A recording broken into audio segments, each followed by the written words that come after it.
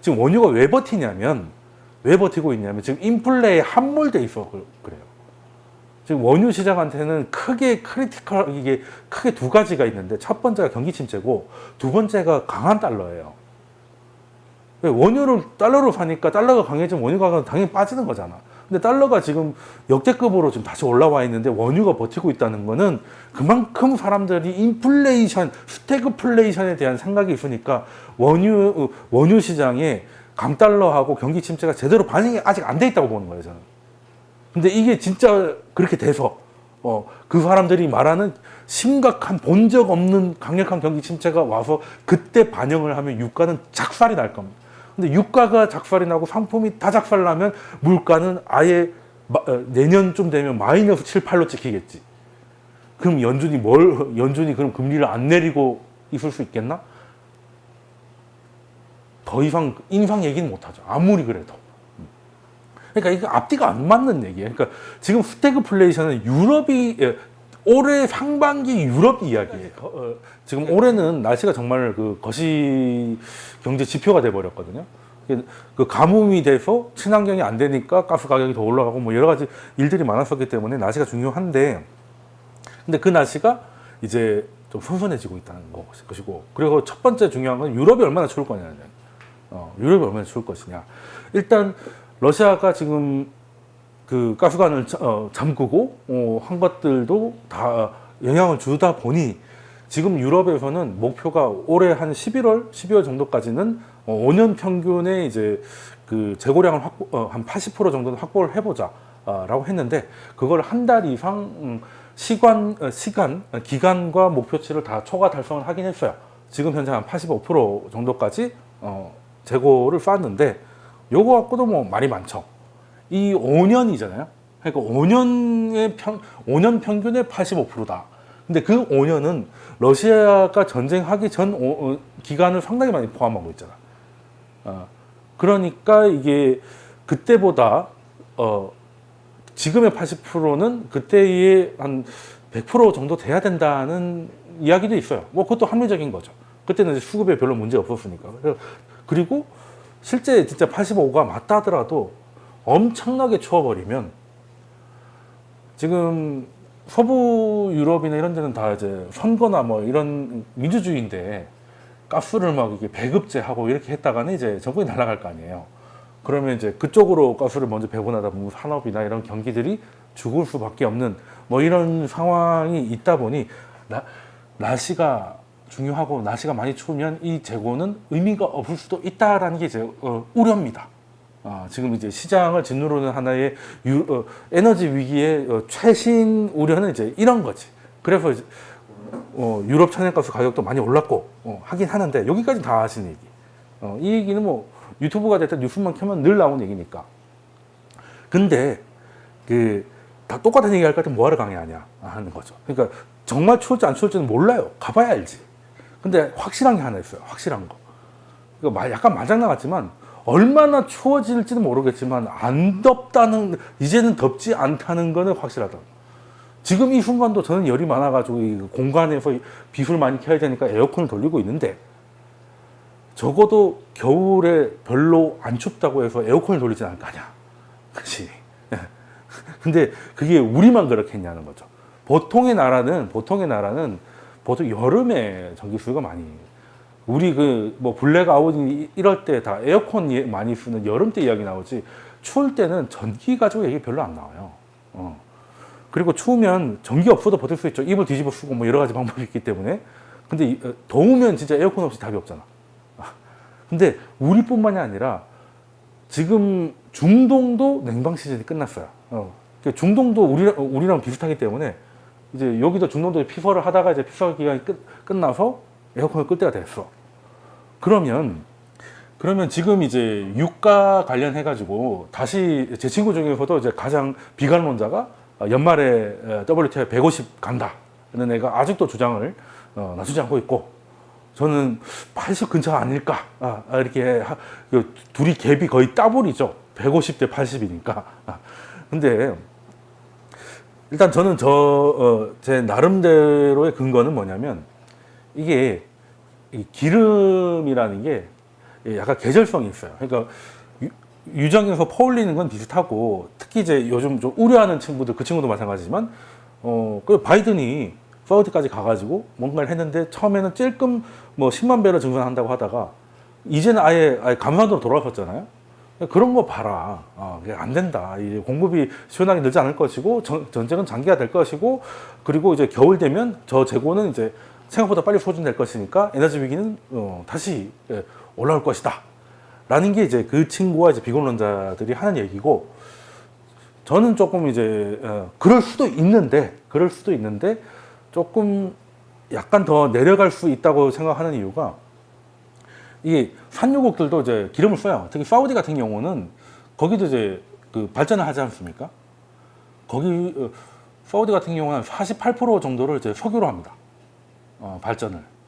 아니 뭐 그 주유소 사장님이 그냥 기름으로 떼는 게 뭐 이상하지 않잖아요. 한 절반 정도는 이제 그걸 쓰고, 대부분 이제 우리랑 마찬가지로 여름에 전력 수요가 많이 늘어납니다. 근데 중동이 대부분 비슷한 상황이에요. 근데 중동이 선선해졌다는 거는 적어도 냉방 수요가 종료됐다는 것이고, 그러면 내수용 수요가 내려앉는다는 거잖아.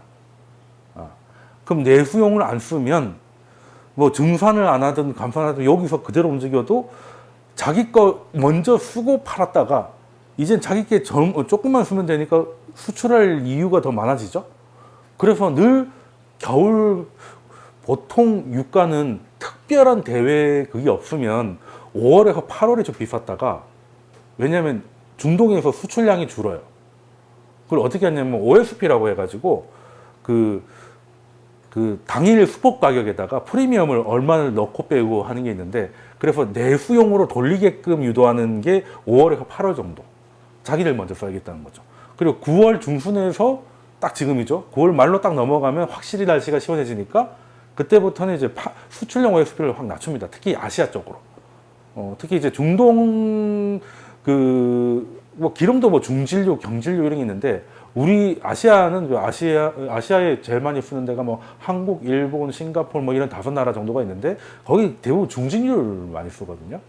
그래서 거기 중진류의 수출용 OSP를 좀 낮춥니다. 이번에 낮췄어요. 그럼 이제 한마디로 이제 수출료 방향을 돌렸다는 얘기죠. 그러면 그게 증산이지 뭐 딴 게 증산이야? 그렇잖아요. 사장님이 자기 먹을 거를 3그릇 덜다가 한 그릇 만들고 2그릇을 다시 팔면은 똑같은 우동이 5그릇 나와도 우리 입장에서는 2그릇 나오다가 4그릇 나오는 거잖아. 그러면 오히려 지금은 감산을 해도 증산이다. 아니 근데 그게 어느 정도 되는데, 그러니까 평소에 9월쯤 되면 늘어난 수출량이 어느 정도 되느냐, 그게 정말 의미 없을 수도 있잖아. 근데 하루 정도 사우디만 해도 100만 배럴 가까이 돼요. 하루에 이제 더 쏟아질 수 있는 캐파가. 그러니까 그 추가로 뭐 증산하지 않아도 지금 이란 핵 합의로 나올 수 있다는 게 하루에 130만 배럴 정도거든요. 그러니까 합의한 거나 얼추 비슷한 게 나온다는 거지. 그런 상황에서 그래서 이제 그 공급은 늘어날 수밖에 없는 계절성 상황이 왔는데, 수요는 여전히 살아나지 않고 있습니다. 디젤 조금 오르는 것 같다가 다시 빠지고 있고, 미국도 가솔린 가격 계속 빠지고 있어요. 그때 요거 오르는 바람에 우리가 이제 물가가 더 올려가지고 6월 달에 대폭락을 했던 게 요거 때문이었거든요. 근데 그 이후로 계속 빠집니다. 그때 가솔린이 한 5불이 넘었다가 지금은 확실히 뭐 3.8, 뭐 3.7 꽤 많이 내렸죠. 그리고 내리는 기간도 요때 이런 데보다 꽤 상당합니다. 그러면 미국의 수요가 그렇게 강하진 않다. 실제로는 많이 약한데, 이게 좀 코로나 때문일 수도 있고 뭐 여러 가지가 있을 수 있는데, 여하튼 수요도 강하지 않은 데가 증건이 늘면은, 이게 아무리 지금 뭐 사우디나 오펙이나 이런 데서 이제 감산을 나서고 하는 것도 이거 그렇게까지 공급 충격이 될 것 같지는 않다라는 거죠. 그리고 지금 이제 경기 침체, 그리고 뭐 유튜브나 이런 데 보면 부동산이 됐던 뭐 주식이 됐던 전부 다 뭐 진짜 무서운 게 온다, 뭐 큰 게 온다, 뭐 다 얘기하고 있는데, 그 정도의 진짜 본 적 없는 경기 침체가 오려고 하면 그 원자재가 멀쩡할 수가 없거든요. 그러니까 주식은 약간 그 선행성을 갖고 있고 원자재는 그 선행이기보다는 동행이면서도 약간 후행이에요. 왜 그렇겠어? 원자재는 실물 경제를 그대로 반영하는 거죠. 선물이라고 해봐야 한두 달 앞이에요. 한 뭐 2년 앞에 할 수도 있겠지만 대부분은 이걸물을 많이 거래하잖아요. 그러면 그 실물 경제가 좋으면 아무리 주식시장이 경기 침체 우려로 떨어지고 있어도 주문은 계속 들어가니까 시장이 별로 안 빠지는 것이고, 근데 실제로 경기 침체가 와가지고 실물 시장이 작살이 났다. 그럼 원자재는 뭐가 문제냐면 존버가 힘들어요. 그러니까 선물 중에 뭐 나스닥 선물이 이런 것들은 존버하면 되지. 지수니까. 왜? 지수 선물은 보관 비용이 없잖아. 근데 내가 나스닥 선물 갖고 있다고 해가지고 금고 비용 내고 하지 않잖아. 근데 원유나 이런 것들은 보관 비용이 있잖아요. 보관 비용이 생각보다 비싸요. 그러니까 그때 디플레가 올 것 같았으니까 마이너스까지 간 것도 기름이 어떻게 0이 되겠어. 기름은 어떻게든 쓸 건데. 아니면 내가 써도 되잖아, 기름은. 근데 왜 0이 됐겠어요? 공급이 계속 나오는데 사겠다는 사람이 없으면 그 창고 비용을 내니 차라리 마이너스에 떨어내는 게 더 싸다고 생각한 거예요. 그래서 원자재는 경기 침체가 오면 괴멸적 하락이 옵니다. 왜? 털어내야 되니까. 갖고 있으면 다 짐짝이니까. 근데 지금 괴멸적 하락이 왔냐? 아니에요. 오히려 원유 시장이 전체 상품 지수를 받치고 있어요. 또 요즘에 또 곡물이나 이런 것도 심지어 다시 오르고 있고. 그러면 유튜브의 분위기보다는 상품 원자재 시장을 봤을 때 이거는 경기 둔화는 오케이. 예전보다 내려온 건 맞으니까. 근데 가장 큰 비중을 갖고 있는 원유가 안 빠지면서 이걸 받치고 있는데 본 적 없는 경기 침체가 온다? 뭐 오면 그때 빠지긴 하겠죠. 이건 선행은 아니지만. 근데 만약에 진짜 그런 경기 침체가 와가지고 원유도 빠개지고 뭐도 지금 원유가 왜 버티냐면 왜 버티고 있냐면 지금 인플레에 함몰돼 있어 그래요. 지금 원유 시장한테는 크게 이게 크게 두 가지가 있는데 첫 번째가 경기 침체고 두 번째가 강한 달러예요. 원유를 달러로 사니까 달러가 강해지면 원유 가격은 당연히 빠지는 거잖아. 근데 달러가 지금 역대급으로 지금 다시 올라와 있는데 원유가 버티고 있다는 거는 그만큼 사람들이 인플레이션, 스태그플레이션에 대한 생각이 있으니까 원유 시장에 강달러하고 경기 침체가 제대로 반영이 아직 안 돼 있다고 보는 거예요, 저는. 근데 이게 진짜 그렇게 돼서 그 사람들이 말하는 심각한 본 적 없는 강력한 경기 침체가 와서 그때 반영을 하면 유가는 작살이 날 겁니다. 근데 유가가 작살이 나고 상품이 다 작살나면 물가는 아예 내년쯤 되면 마이너스 7, 8로 찍히겠지. 그럼 연준이 그럼 금리를 안 내리고 있을 수 있겠나? 더 이상 인상 얘기는 못 하죠. 아무리 그래도. 그러니까 이거 앞뒤가 안 맞는 얘기예요. 그러니까 지금 스태그플레이션은 올해 상반기 유럽 이야기예요. 그러니까 기름통에 기름은 비어 있고 부탄가스는 2통밖에 안 남아 있는데 지금 해야 될 일은 많은데 지금 거래처는 끊겼고 뭘 해야 되는, 그러니까 어떻게 할 수 없는 상황에 그대로 노출되어 있는 게 미국이 아니고 글로벌이 아니고 유럽의 이야기지. 유럽은 진짜 지금이 스태그플레이션이죠. 근데 미국은 그게 아니라고 보는 거예요. 단적인 예로 이번에 미국이 물가가 뭐 9.1을 찍고 지금 8.3까지 내려왔잖아요. 그러면 소매 판매가 8.3 증가했으면 사람들은 딱 물가만큼만 더 내고 실제적으로는 덜 샀다는 거지. 근데 소매 판매가 10% 나와요. 그러니까 물가보다 더 히트를 치고 있습니다. 그러니까 아직은 버티는 거예요. 물론 뭐 나중에 뽀개질지언정. 지금까지는 그 사람들의 소비가 인플레이션을 해칭하고라도 더 늘어나 있는 상태란 말이죠. 그리고 그리고 미국은 다릅니다. 유럽은 지금 뭐 어디를 가가지고 미국에 LNG 사와야 되고 노르웨이에서 전기 사와야 되고 막 개판 5분 전이지만 미국은 그냥 자기 나라가 다 나요. 다 나. 아무 문제 없어. 그러니까 약간 힘들 수는 있어도 그것 때문에 뭐 스태그플레이션에 놓여가지고 지난 70년대처럼 뭐 10년 동안 대책이 없고 그럴 만하기에는 미국을 놓고 봤을 때 그런 상황은 아니다. 아니 70년대 때는 70년대, 80년대 때는 오일 쇼크가 두 번이나 왔고, 쉽게 말해서 그런 거예요. 그 73년도에 한번 전쟁이 났다, 79년도에 또 전쟁이 난 거 아니야. 더 크게 난 거지. 그런 상황이 벌어져야 되면 지금 전쟁이 났잖아요, 올해? 그럼 몇 년 후에 진짜 러시아하고 독일이 다시 전면전을 한다거나 하는 일이 벌어져야 돼. 근데 그때는 지금보다 오히려 충격이 덜할 수도 있어. 왜? 그때는 러시아 의존도가 줄어들 있으니까. 이제는 더 이상 독일조차도 러시아 가스를 이제 싸게 갖고 오면 되니까 친환경 하겠다 이런 얘기는 없어지고 있어. 그러니까 얼마 전에 네덜란드하고 독일 농부들이 막 트랙터 뒤집고 막 난리가 났던 적이 있는데, 그게 뭐였냐면 화학 비료를 만드는데, 화학 비료를 만드는데 탄소가 많이 되니까 요걸 강제로 못 쓰게. 근데 비료를 쓰지 말라니까 농사 짓지 말라는 얘기잖아요. 그래서 막 난리가 났는데도 불구하고 친환경을 해야 된다, 탄소 중립을 해야 된다 해가지고 법으로 밀어붙이다가 이게 지금 그냥 없던 일이 될 것 같아. 왜? 지금 가스 좀 적게 들어온다고 뭐 독일 물가가 아무리 PPI라고 하지만 전월 대비 7.9%가 오르고 전년 대비 47%가 오르잖아요. 근데 비료를 안 쓰고 농사를 짓겠다? 그러면 100% 유기농으로 밥상을 한번 지어봐. 그럼 한 끼에 밥값이 얼마가 나올지. 그게 아예 말이 안 되는.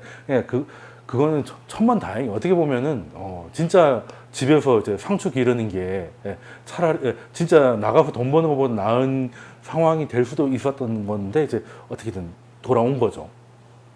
그래서 제가 보기에는 아직 원유 시장은 지금 이제 이런 유럽이 빠져있는 스태그플레이션 상황을 좀 확대 해석을 해서, 실제 유럽의 인플레가 미국으로 넘어가서 그 물가가 생각보다 안 빠져서 이번에 한번 충격을 주긴 했지만, 그거는 뭐 그렇다고 다시 오른 게 아니잖아.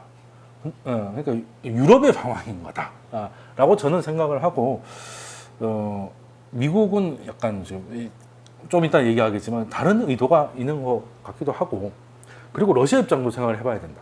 이제는 독일이라는 서부 유럽이라는 그렇게 확정적이고 안정적이고 장기적인 시장을 좀 잃은 거잖아요. 그러면 이제는 좀 바뀌고 있어요. 예전에는 이제 유럽은 러시아 거를 많이 쓰고, 그냥 아무래도 PNG로 땡기는 게 싸니까. 그리고 이제 중동은 이제 아시아를 많이 하고, 미국은 미국 나름대로 막 이렇게 있었는데, 지금 어떻게 되고 있어요? 지금은 이제 일단 첫 번째 러시아하고 유럽이 연결 고리가 끊어졌잖아요. 근데 러시아는 국가가 버는 돈의 57%가 다 에너지를 팔아서 버는 돈이야. 그거 포기하면 나라 망하는 거야. 그럼 팔아야 되는데 어디다 팔 수 있겠어? 중국과 인도죠. 근데 중국과 인도는 원래는 두바이 것도 많이 썼단 말이에요. 그럼 중동 입장에서는 열받는 거죠. 러시아가 뭐 이런저런 이유로 싸게 팔면서 중국과 인도에서 나의 고객을 뺏어가는 거잖아. 그럼 중동은 가만히 있어야 돼? 물론 그렇다고 중동이 뭐 러시아를 때릴 수는 없겠지만, 그럼 어떻게 해야 돼요?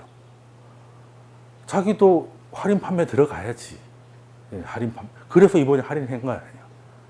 그리고 할인 경쟁을 해야 되는데 여기서 증산까지 하면 대책이 없으니까 조금씩 감산으로 돌아. 물론 바이든에 대한 기분 나쁨도 있어요. 뭐 이제 다 해줄 것 같이 얘기하더니 급할 때는 와가지고 그랬는데, 가서 돌아가서 F-35나 이런 것들이 이제 사우디가 이제 예멘 반군을 방어하기 위한 무기를 좀 사고 싶어 하는데, 미국 의회가 그걸 승인 안 해줘가지고 그 때문에 좀 약간 빡쳐 있는 상황인데, 바이든이 해줄 것 같이 기대감을 주고 가는데 소식이 없어. 미국도 두 가지 생각이 있는 거죠. 내가 지금 중간 선거도 쉽지 않은데 의회를 어떻게 설득하겠니?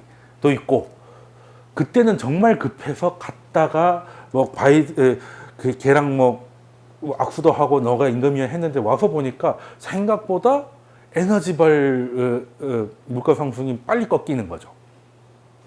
그럼 급할 것까지는 없다. 그렇게 애써가지고 사우디 입맛을 안 맞춰도 지금은 이제 유가는 이제 뭐 예전 120을 다시 뚫을 가능성은 그렇게 높지 않다고 판단한 것 같아. 그러니까 우선순위가 뒤로 밀려버린 거죠. 완전히 배신했다고 말하기에는 너무 아직 단기니까.